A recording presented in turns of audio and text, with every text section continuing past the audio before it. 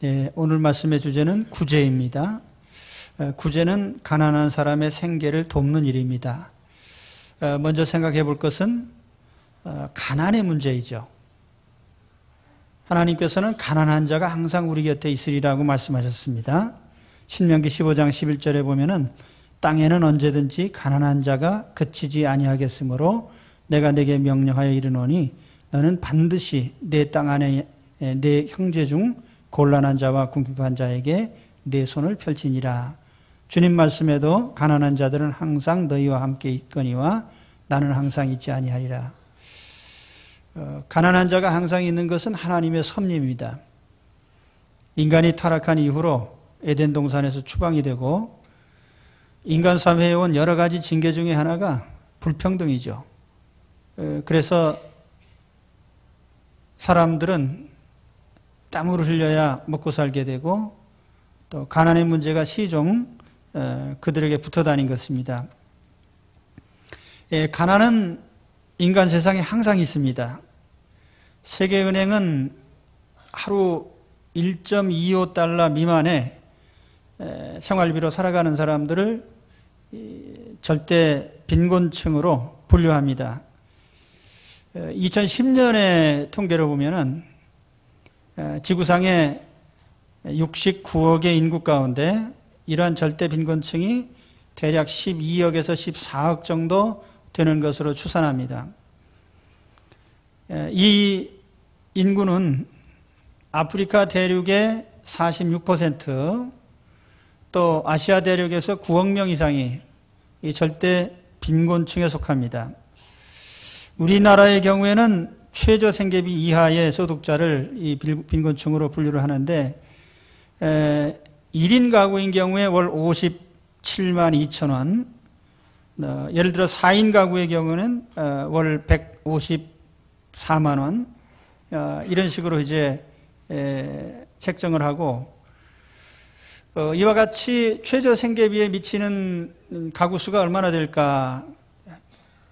대략 20% 가까이 됩니다. 5명 중에 1명꼴로 이 빈곤층에 속하는 최저 생계비 이하의 소득으로 살아가고 있다는 걸 우리가 기억을 해야 됩니다. 우리가 뭐 소득이 2만 불이니 뭐 어쩌니 해도 항상 이와 같이 가난한 사람들이 있다는 사실을 우리는 잊어서는 안 됩니다. 그리고 2010년 우리 정부가 선정한 이 기초생활수급 대상자 대략 88만 가구에 155만 명 정도가 이 혜택을 받고 있는데 그러나 이러한 혜택을 받지 못하는 가구들 중에도 굉장히 많은 사람들이 이 절대 빈곤 속에 살고 있습니다.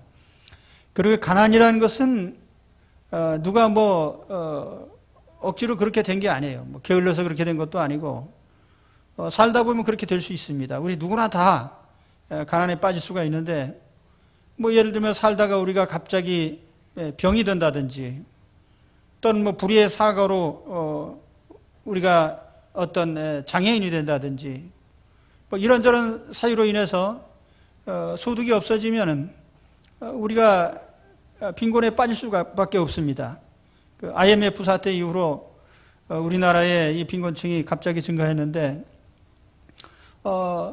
많은 부채를 지고 있다 보니까 갚을 길이 막연하고 또 물론 그중에 거기서 벗어난 사람도 있지만 대부분은 보통 사람들이에요. 일반 사람들은 뾰족한 재주가 없습니다.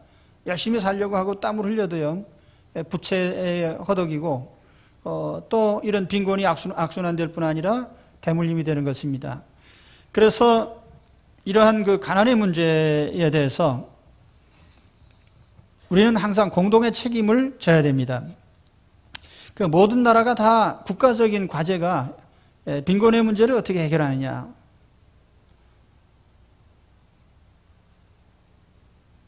대개 사회적 그 경제지표 가운데 지니계수라는 게 있습니다. 얼마나 평등한가를 따져보는 중요한 지수인데 예를 들면 0에 가까우면은 분배가 잘 되는 것이고 그렇지 않고 이게 1에 가까우면은 불평등한 사회가 되는데 우리나라는 수치상으로 보면은 0.31 정도라고 하는데 OECD 평균치 정도가 됩니다. 근데 우리나라에 2012년에 상위 20%하고 하위 20%하고 소득을 비교해 보니까 상위 20%는 대략 5천만 원 이상 되고요. 하위 20%인 경우에는 720만 원 정도 됩니다. 연소득으로 따져서요. 그렇기 때문에 이 격차가 대략 7배가 넘습니다. 그래서 제가 주말에 야, 살기 힘든다 그러는데 왜 이렇게 놀러 가는 사람이 많을까? 생각해 봤는데 가령 10명 중에 8명이 다 여유가 있다고 해도 그 2명은 아주 빈곤층에 속하기 때문에 그런 여유가 전혀 없는 거예요. 그러니까 우리가 이걸 생각을 해야 됩니다. 항상.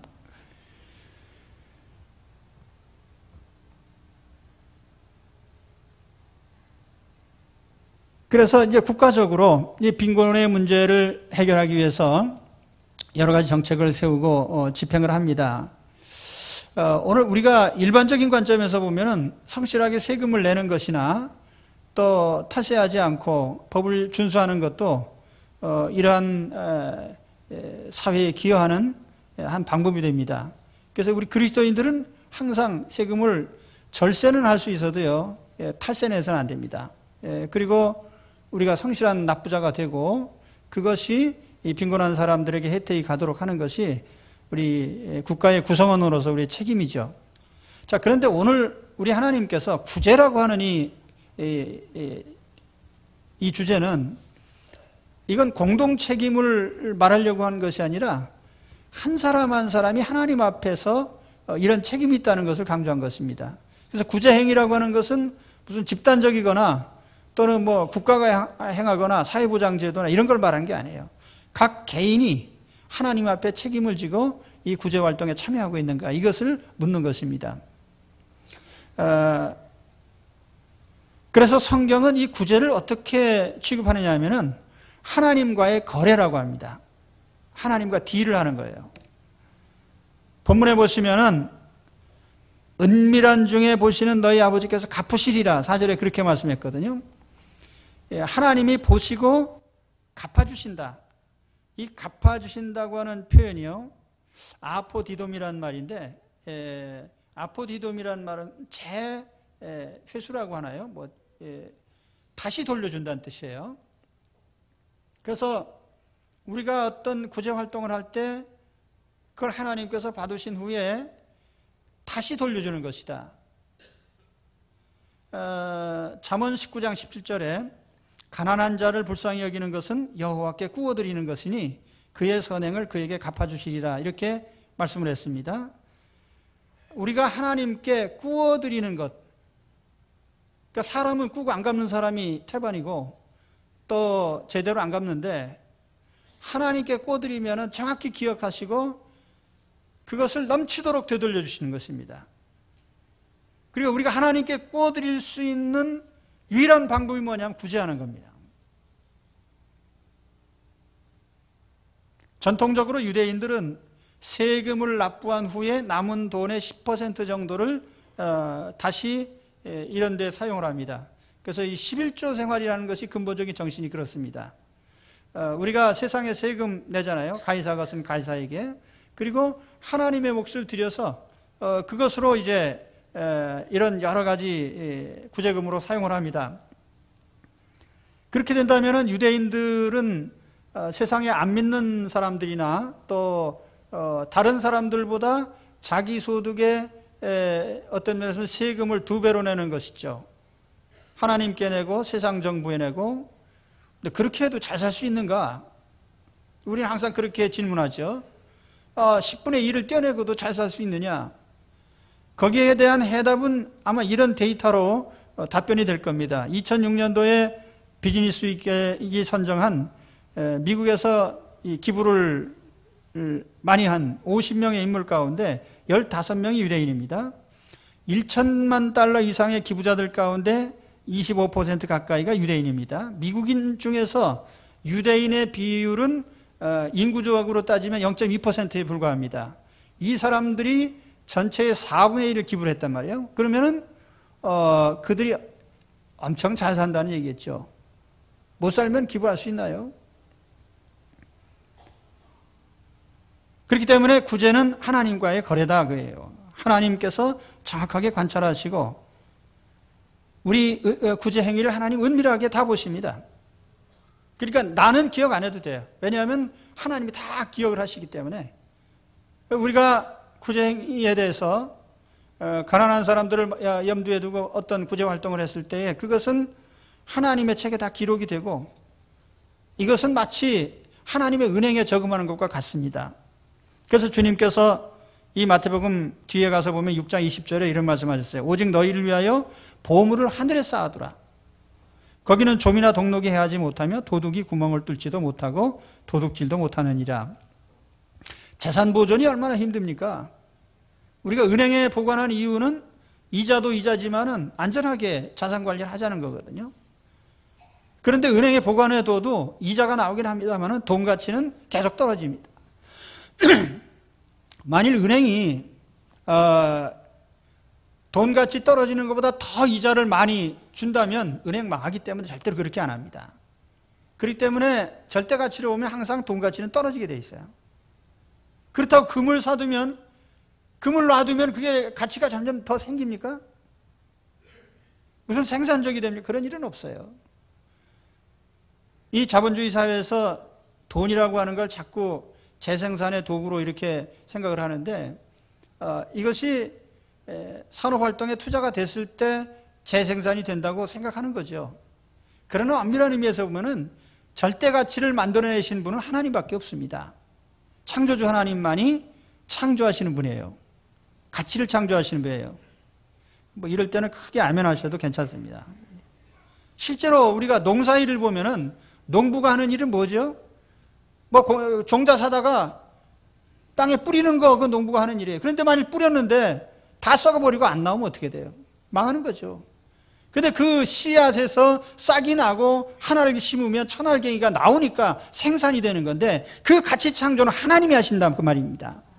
그렇기 때문에 경제활동에 있어서 기본이 되는 것은 근본적으로 창조는 하나님만이 하시는 거예요.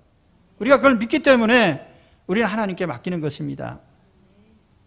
하나님께 맡길 수 있는 사람은 하나님을 믿는 사람이에요. 하나님을 안 믿는 사람은 하나님께 못 맡기죠. 그래서 하나님은 이 구제 활동이 하나님께 저금하는 것이고 맡기는 것이라고 이렇게 말씀을 하고 믿는 자는 그렇게 할 수 있습니다. 난 믿기 때문에 할 수 있습니다. 그런데 여러분이 그 믿든지 말든지 그것은 자유민주주의 사회에서 뭐 여러분 마음이고요. 하나님을 믿는 사람은 하나님께 저금할 수 있습니다. 그것이 우리의 구제 활동입니다. 하나님께 저금하는 유일한 방법이에요. 자, 그 다음에 주님께서 오늘 문제 삼으신 것이 외식하는 자들의 구제입니다. 2절에 보면 그러므로 구제할 때에 외식하는 자가 사람에게서 영광을 받으려고 회당과 거리에서 하는 것 같이 너희 앞에 나팔을 불지 말아라. 여기 핵심적인 포인트는 외식하는 자처럼 하지 말라는 것이지 구제를 하지 말라는 게 아니에요. 외식하는 자가 뭡니까? 제가 마태복음 23장 읽으면서 처음 제가 교회 나와서 마태복음을 보니까 외식하는 서기관과 바리새인들이요. 그래서 제가 생각하기를 야, 서기관과 바리새인은 매일 외식하나 보다. 비싼 돈 주고. 여기 외식이란 말은 그런 외식이 아니고 겉을 꾸민다는 말이에요. 박외자에다가 꾸미식자입니다. 밖을 꾸미는. 그래서 이 헬라어로 하면은 이 외식이라는 말은 휘포크리테스라는 말입니다. 이 단어의 의미는 배우란 뜻이에요. 연기자. 그러니까 본래 자기가 아니고 극중 인물을 연기하는 것이죠. 우리가 구제하는데 본심에서 나온 게 아니고 그냥 위선적으로 한다 그 말이죠. 그 위선적으로 하지 말아라 그런 뜻입니다. 그렇다고 유대인들이 다 외식을 하거나 또는 이방인들의 구제가 다 외식적이라는 거 아니에요. 구제 활동 자체는 매우 중요합니다. 제가 잠깐 그 미국의 기부 문화에 대해서 좀 살펴보니까 미국에는 1984년에 토크빌 소사이어티라는 것이 설립이 되는데, 이제 기부 활동을 좀 공론화하고 더 많은 기부를 이렇게 좀 선양하자는 취지로 만든 거예요. 그런데 여기 이제 여러 그 토크빌 소사이어티의 내면을 보면은 여러 종류가 있습니다. 예를 들면 네이션 소사이어티라는 것이 있는데 10만 불 이상 기부자 전국협회라는 게 있고요. 또 밀리언 달러 라운드 테이블이라는 것이 있는데 이것은 5년간 100만 불 이상 기부자들의 모임이고요. 또 이 우먼스 기빙 네트워크라는 게 있는데 여성들의 기부 활동, 그리고 영 리더스 소사이어티라는 것인데 이것은 젊은이들의 기부 활동을 이제 진작시키기 위한 것이죠. 그리고 여기 멤버십 소사이어티가 이제 가입이 되면 이제 예를 들면 평균 1000불 이상 기부자들, 그래서 멤버십을 가지게 되면 그들에게 어떤 교육 프로그램이나 이런 것을 또 같이 나누고 또 사회봉사를 같이 하고 또 네트워킹에 참여하고 이렇게 해서 그 구제 활동을 지속적으로 할 수 있도록 도와줍니다. 이 토크빌 소사이어티를 벤치마킹 해가지고 우리나라에서 만든 것이 바로 사랑의 열매라는 거예요. 이 공동모금회라는 거 있잖아요. 미국의 고액 기부자 랭킹을 보면은 빌 앤드 멜린다 게이츠 부부, 빌 게이츠 부부예요. 가장 많은 기부를 하는데 기부금이 100억 달러 이상이 됩니다. 그리고 2위가 고든 앤 베티모어라는 이 누구냐 하면은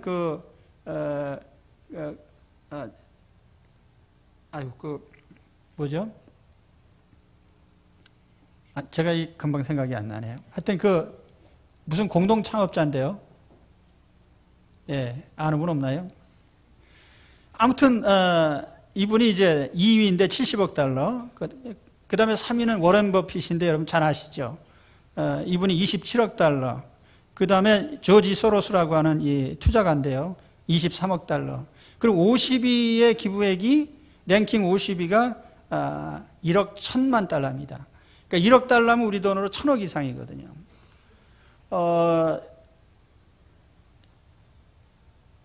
근데 이 금액은 재단에 기부한 것, 재단 설립한 것 빼고 말이에요. 그냥 기부한 금액이에요. 가령 빌 게이츠 재단에서 재단에 출연한 돈이요, 1000억 달러 가까이 됩니다. 엄청난 재산이죠. 특히 이 게이츠 재단 같은 데를 보면은요, 1999년에 설립을 했는데, 지금 그 재산이 1000억 달러 이상 됩니다. 여기서 이제 하는 일들을 보면은 가난한 나라 사람들의 의료 지원 사업, 예를 들면 에이즈라든지 결핵퇴치 사업이라든지 영유아들의 건강 문제라든지 또는 마라리아를 치유한다든지 이런 일에 이제 지원을 하고요. 그래서 많은 그 결과가 나타나고 있습니다. 또 교육 환경 개선 사업을 합니다. 컴퓨터를 학교에 제공을 한다든지 체육관을 지어준다든지 공공도서관을 건립한다든지 이런 일들을 합니다. 또 인문학이나 과학자들에게 연구 활동을 할 수 있도록 지원금을 줍니다. 그래서 이런 것이 많은 결과물들을 나타내고 있고, 특히 빌 게이츠 재단에 3인방이 있는데 빌 게이츠하고 그의 부인인 메린다하고 여기에 또 워린 버핏이 참여를 했어요. 그래서 이 3인이 빌 게이츠 재단의 정관에 보면은 이 세 사람 중에 가장 마지막 죽는 사람이 죽은 후에 50년 이내에 재단은 종결한다 이렇게 돼 있어요. 그건 뭐냐면은 그 재단에 출연한 돈은 최단 시간 안에 다 쓰라는 것입니다.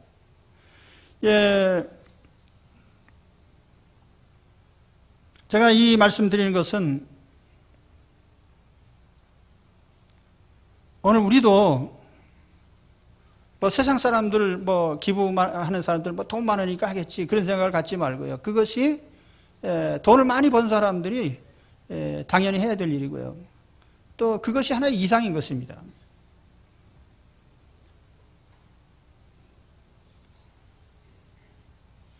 주님께서 말씀하신 것은 외식에 대한 것이지 구제 자체를 말씀한 게 아니에요. 구제는 대단히 중요한 일이에요.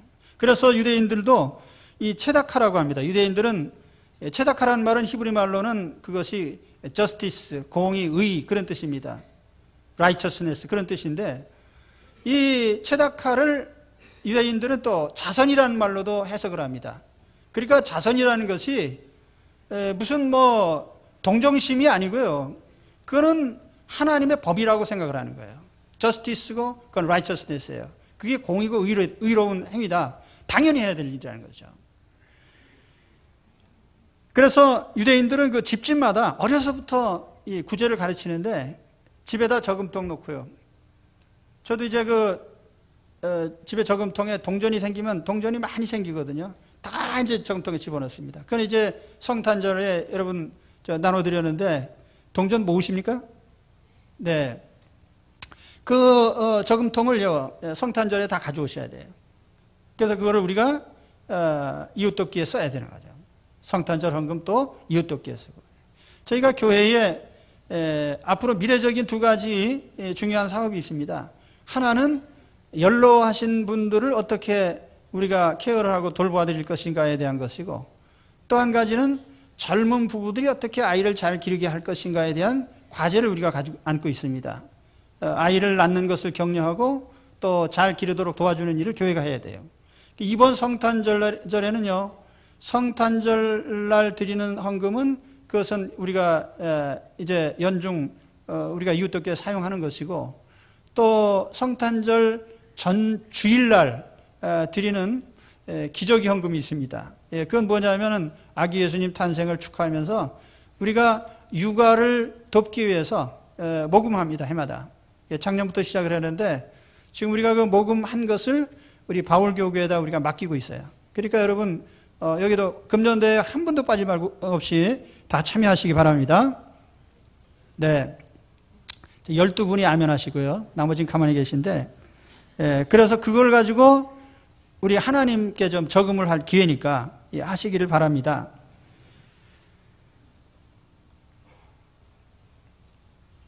랍비들의 가르침의 결정판이라고 할 수 있는 게 이제 탈무드인데, 그 유대인 탈무드에 보면은 이 구제와 관련해서 재미나게 구별한 게 있습니다. 구제를 가장 낮은 단계의 구제 사업에서부터 가장 고차원적인 구제까지 8단계로 나눴어요. 재미있어서 제가 한번 소개해드리면은, 제일 핫발이에요. 제일 낮은 단계의 구제는 뭐냐면은 아까워하면서요, 혹은 시샘으로 하는 겁니다. 저 아무개도 하네. 또는 이게 도와주긴 한데 엄청 아깝네 그러면서 도와주는 거예요. 그게 제일 낮은 단계의 구제입니다. 두 번째 단계는 마땅히 해야 될 본분인데, 가령 내가 구제를 100만 원 해야 되는데 50만 원만 합니다. 그러면서도 즐겁게 하기는 해요. 다 하지는 않지만 즐겁게 한다. 그렇게 두 번째 단계예요.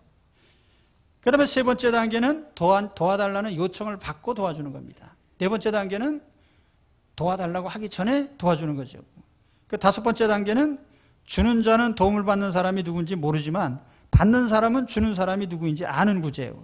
여섯 번째는 반대로 주는 자는 받는 자를 알되 받는 자는 주는 자를 모르는 구제다. 그러니까 받는 사람이 덜 미안하게 도와주는 것이, 그것이 사실은 더 가치가 있다는 얘기죠. 일곱 번째 구제는 주는 자나 받는 자나 쌍방이 서로를 모르는 것이다. 그럼 최상의 구제는 뭐냐? 도움을 받는 사람이 스스로 설 수 있게 도와주는 것이다. 이렇게 이제 규정하고 있습니다. 어쨌든 우리가 이방 사람들이, 안 믿는 사람들이나 유대인들이나 외식적으로 하거나 어떤 형태의 구제 활동을 하고 있는데, 사실은 우리가 그걸 비난할 처지가 되지를 못합니다. 왜냐하면 우리는 안 하니까요. 그래서 우리가 원천적으로 이 구제라는 것이 하나님의 이게 공이고, 그래서 누구나 여기에 대한 의무가 있다는 걸 우리가 알고 참여자가 되어야 됩니다. 참여자가 돼야 됩니다. 네. 그럼 우리 하나님의 자녀들은 어떻게 구제에 참여해야 되느냐? 어떤 식으로 구제해야 되느냐? 여기에 대해서 제가 성경의 몇 가지, 오늘 본문을 포함해서 몇 가지 말씀을 드리면은, 오늘 말씀부터 시작을 하면은 첫째로 은밀한 구제입니다. 자, 오늘 3절 4절에 보면 너는 구제할 때 오른손이 하는 것을 왼손이 모르게 하여 내 구제함을 은밀하게 하라. 어떻게 오른손이 하는 걸 왼손이 모르게 할 수가 있어요? 그 오른손이 하는 걸 왼손이 모르게 할 수는 없죠. 오른손이 하는 걸 왼손이 모르면 그건 정신 나간 사람이에요. 그러니까 정신 나간 구제를 해라. 예, 그런 뜻은 아니고요. 제가 이거 곰곰이 생각해 봤어요. 오른손이 하고 왼손이 하는 거 모른다. 사실은 구제한 사실 자체를 모르는 거죠. 그게 뭐냐? 구제하고 잊어버려라. 기억하지 말아라. 저는 그런 취지로 해석을 합니다.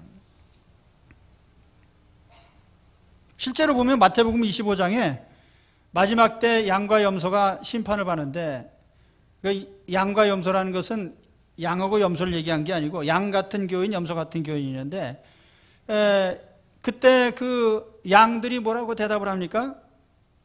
우리가 언제 주님이 줄이신 거 대접하고 목마르신 거 마시게 하고 어느 때 우리가 주님 나그네 된 걸 대접하고 헐벗으실 때 옷을 입혔습니까?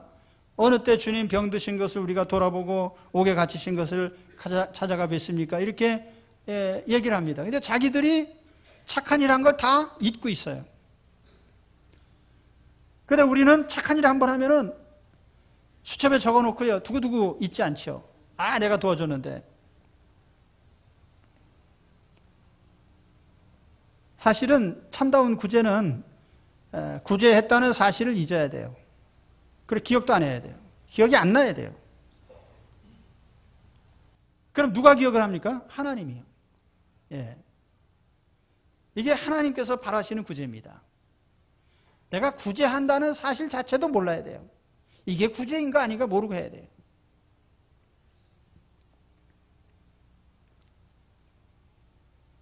둘째로는 자기 손으로 수고해서 얻은 것으로 구제해야 됩니다. 이 말씀은 에베소서 4장 28절에 있는데요. 도둑질하는 자는 다시 도둑질하지 말고 돌이켜 가난한 자에게 구제할 수 있도록 자기 손으로 수고하여 선한 일을 하라. 자기 손으로 수고해서 선한 일을 해라. 남의 것 뺏어가지고 하지 마라. 공산주의가 50년 동안 실험하고 망했어요. 공산주의의 이념 자체는요, 이 자본주의가 등장하면서 사실은 불평등의 문제가 심각하기 때문에 그래서 마르크스가 곰곰이 생각해낸 거거든요. 이거 어떻게 하면 좀 평등하게 살 수 있냐. 그래서 사실 문제는 뭐냐면 자본가나 이런 사람 타도의 대상으로 삼고 지주나 자본가 이거 우리 일반 서민의 적이다. 이런 관점에서 이제 접근하다 보니까 가진 사람 것 때려잡아 가지고 뺏어서 나눠 가지고 그래서 50년 동안 그렇게 살아보니까 이게 자유민주주의 체제하고 비교를 하니까 훨씬 거지 같은 삶이 된 거예요. 왜냐면 거기에 어떤 생산성이 떨어지고 가만히 있어도 먹고 살 것 주니까 사람들이 다 게을러 빠져요. 인간의 불평등은요, 인간의 죄악성에서 나온 것이에요. 그렇기 때문에 이것을 어떤 시스템이나 제도로 바꾸려고 해도 바꿔지지 않습니다. 가장 중요한 것은 사람이 바뀌어야 되는 거예요. 근데 아무튼 그런 사상이 오늘날 우리 한국 사회에도요, 젊은이들 속에 너무나 많이 퍼져 있습니다. 부자는 나쁜 놈들이다.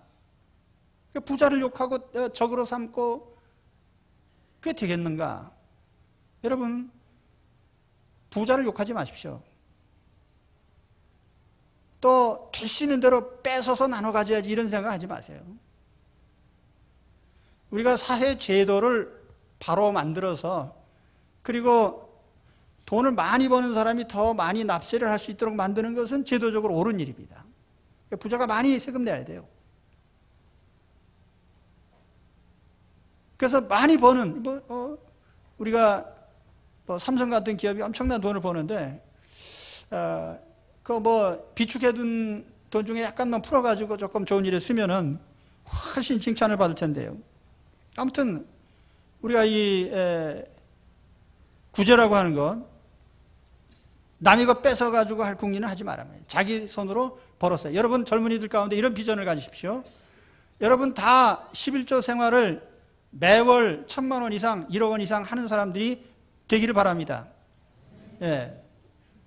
그래서 많은 소득 올리면 빌 게이츠처럼 많은 것으로 또 좋은 일에 쓰세요. 때로는 정부가 이런 일에 집행하는 것은 속도가 느리고 게으르고 또 결정하는데 오래 걸리고 이럴 수 있습니다. 그러나 개인이 하는 것은 얼마든지 이건 수월하게 할 수 있거든요.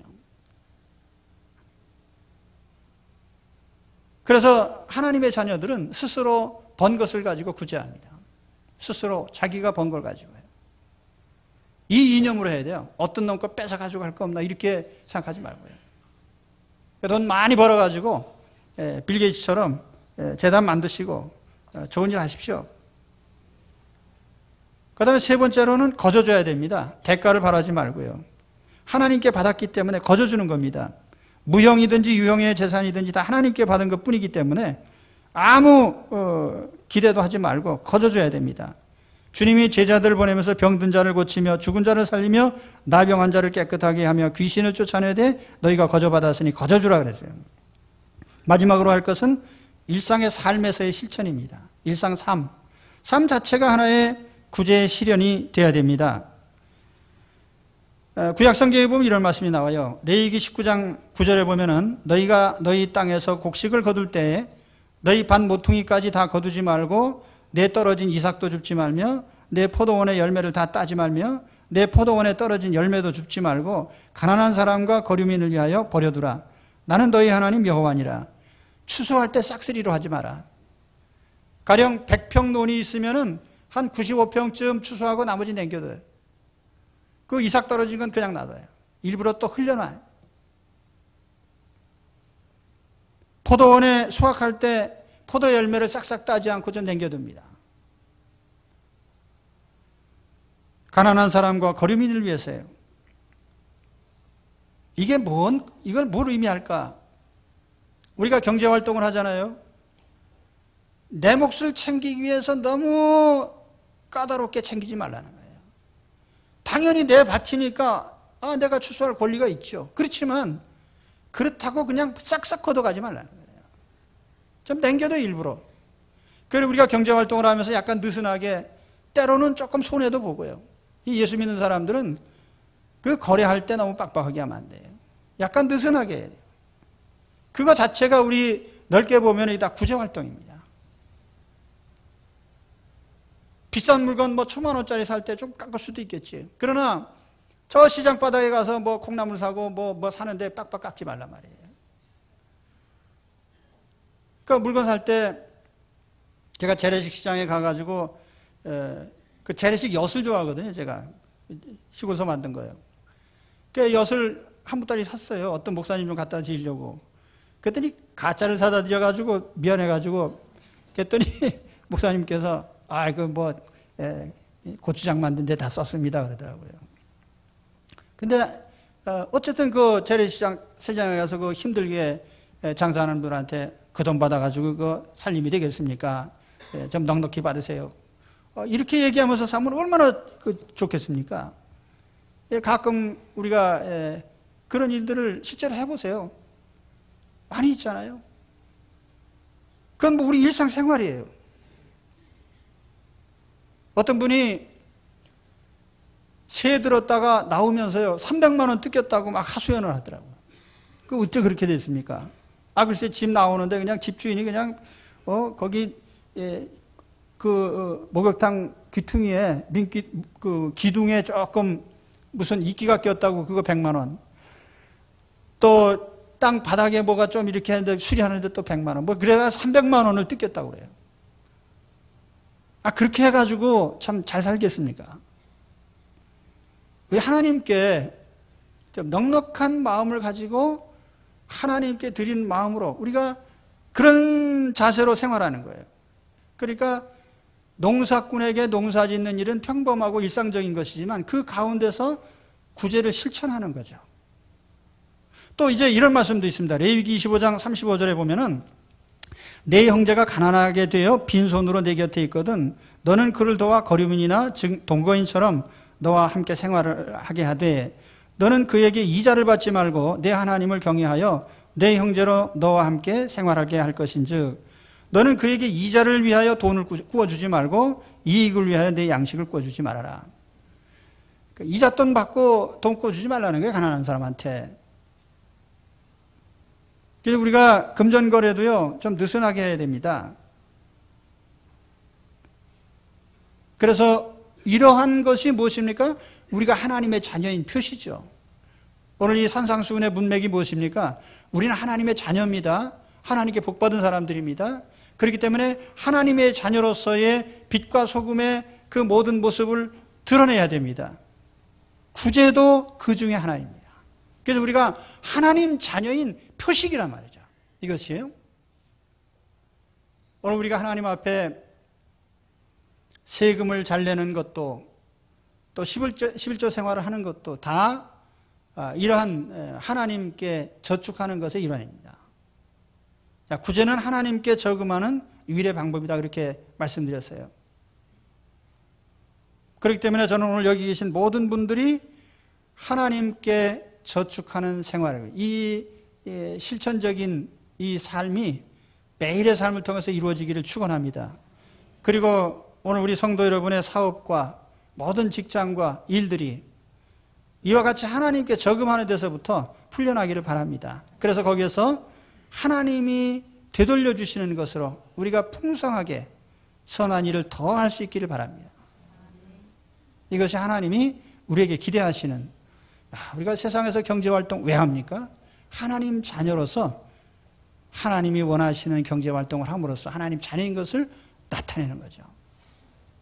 그래서 하나님께 영광이 돌아가고 우리에게는 축복이 돌아오기를 바랍니다. 기도하겠습니다. 하나님 아버지,